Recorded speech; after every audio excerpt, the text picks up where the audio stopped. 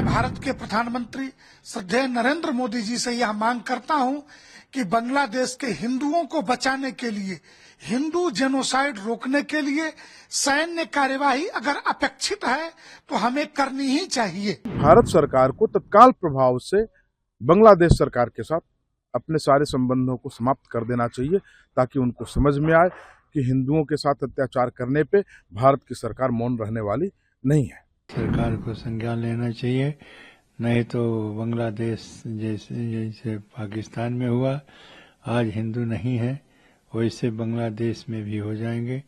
धार्मिक नेता इस्कॉन के चिन्मय दास जी की गिरफ्तारी बेहद निंदनीय है।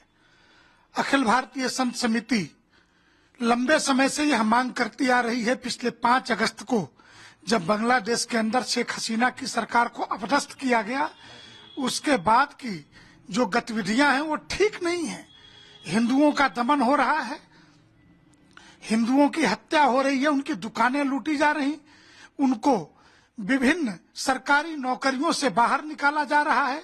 और वहां तो इनकी किताब में सिर्फ काफिर शब्द है, और काफिर शब्द होने के कारण वो हिंदू ही नहीं, बौद्ध, सिख, जैन, ईसाई सबको प्रताड़ित करने में लगे हुए हैं। अब कहाँ है संयुक्त राष्ट्र संघ और सो कॉल्ड प्रतिवर्ष अल्पसंख्यकों पर होने वाले अत्याचारों पर अपनी लिस्ट जारी करने वाले लोग कहाँ चले गए हैं? अखिल भारतीय संत समिति भारत सरकार से मांग करती है कि तत्काल सैन्य कार्यवाही करनी चाहिए, और अभी संयुक्त राष्ट्र संघ में विरोध दर्ज करा करके कड़ा प्रतिरोध कि बांग्लादेश के अंदर हिंदुओं पर अत्याचार, क्योंकि बांग्लादेश हो या पाकिस्तान हो, ये हिंदुस्तान से टूट करके बने हुए हिस्से हैं। इसलिए स्वाभाविक तौर से, प्राकृतिक तौर से हमारा यह अधिकार है कि हम ऐसी मांग करें। भारत सरकार को बांग्लादेश के ऊपर सख्त से सख्त कार्यवाही करनी चाहिए। क्या इंदिरा गांधी के समय जब बंगाली हिंदुओं का 1971 में नरसंहार हो रहा था, तो भारत की सैन्य शक्ति ने बांग्लादेश के अंदर हस्तक्षेप नहीं किया था? जो तत्कालीन पूर्वी पाकिस्तान था तब भी हस्तक्षेप किया था। उनके 90,000 से ज्यादा सैनिक बंधक बनाए गए थे। आज ऐसी परिस्थितियां आ गई हैं कि मैं भारत के प्रधानमंत्री श्रद्धेय नरेंद्र मोदी जी से यह मांग करता हूं कि बांग्लादेश के हिंदुओं को बचाने के लिए, हिंदू जेनोसाइड रोकने के लिए सैन्य कार्यवाही अगर अपेक्षित है तो हमें करनी ही चाहिए। आज इस संस्थान के, इस्कॉन के जो अध्यक्ष हैं बांग्लादेश के, आज वो आतंक गतिविधियों में संलिप्त माने जा रहे हैं वहाँ की गवर्नमेंट के अनुसार। आज से पूर्व जब ऑल वर्ल्ड में कोरोना महामारी फैली हुई थी, तो उसी इस्कॉन टेम्पल ने बांग्लादेश के अंदर महीनों तक लाखों लोगों को भोजन देने का, दवा देने का कार्य किया था। तब वो आतंकवादी गतिविधियों में नहीं थे, लेकिन आज वो सरकार बदलते ही आतंकवादी गतिविधियों में आ गए। तो ये तो उस सरकार की सोची समझी चाल है कि हिंदुओं को यहाँ से पलायन किया जाए ताकि बांग्लादेश के अंदर हिंदू ना रहें। तो इस प्रकार की स्थिति में संपूर्ण विश्व बिरादरी इसकी घोर निंदा कर रही है। अभी जो है हमारे अमेरिका में जो चुनाव हुआ, डोनाल्ड ट्रंप ने भी इसकी घोर निंदा की कि बांग्लादेश के अंदर हिंदुओं के ऊपर अत्याचार किया जा रहा है। तो जो सत्य है वो सत्य है, इसकी घोर निंदा की जानी चाहिए। और इससे संपूर्ण संत समुदाय बहुत आहत है, बहुत दुखी है कि इस प्रकार के कृत्य किए जा रहे हैं। हालांकि यह कोई नया कार्य नहीं है बांग्लादेश और पाकिस्तान का, ये पुराने कार्य हैं।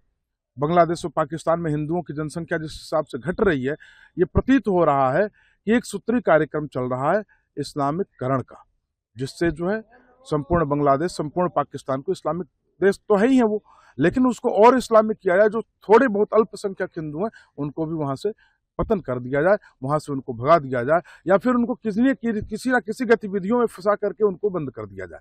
क्या अपील करते हैं सरकार से? इसमें भारत सरकार को तत्काल प्रभाव से बांग्लादेश सरकार के साथ अपने सारे संबंधों को समाप्त कर देना चाहिए, ताकि उनको समझ में आए कि हिंदुओं के साथ अत्याचार करने पे भारत की सरकार मौन रहने वाली नहीं है। वह हिंदू मुस्लिम दोनों के साथ लेकर चलने वाले हैं, और उनको देशद्रोही कैसे कह दिया? देशद्रोही करना गलत है और उसको जेल में भेजना भी गलत है। जितना भी काम बांग्लादेश ने हिंदुओं के ऊपर अन्याय कर रहा है, वो इसी से पता चलता है कि इसी सामान्य हिंदुओं का क्या दशा होगी यह बांग्लादेश में। इसी से पता चलता है कि एक इसकार के व्यक्ति जो हिंदू मुसलमान दोनों के साथ जोड़ करके और शांति करने का प्रयास करता है, उसे देशद्रोही कहते हैं। और देशद्रोही करके और जो जिस तरह से उसे जेल में बंद किया गया है वो बहुत ही गलत है, और जमानत भी खारिज कर दिया। ये बहुत गलत किया कोर्ट ने, और कोर्ट के साथ में वहाँ के जो शासन है वो एकदम हिंदुओं के पीछे पड़ गया है, और हिंदुओं के साथ अन्याय जो हो रहा है वो बहुत ही गलत है। और इस पर हम तो कहे थे कि सरकार को संज्ञान लेना चाहिए, नहीं तो बांग्लादेश जैसे पाकिस्तान में हुआ, आज हिंदू नहीं है वैसे बांग्लादेश में भी हो जाएंगे। बहुत से हिंदू हैं और उनके साथ जो अन्याय शुरू हुआ है उसके लिए संज्ञान लेना चाहिए सरकार को, जिससे कि वहाँ के हिंदुओं को बचाया जा सके।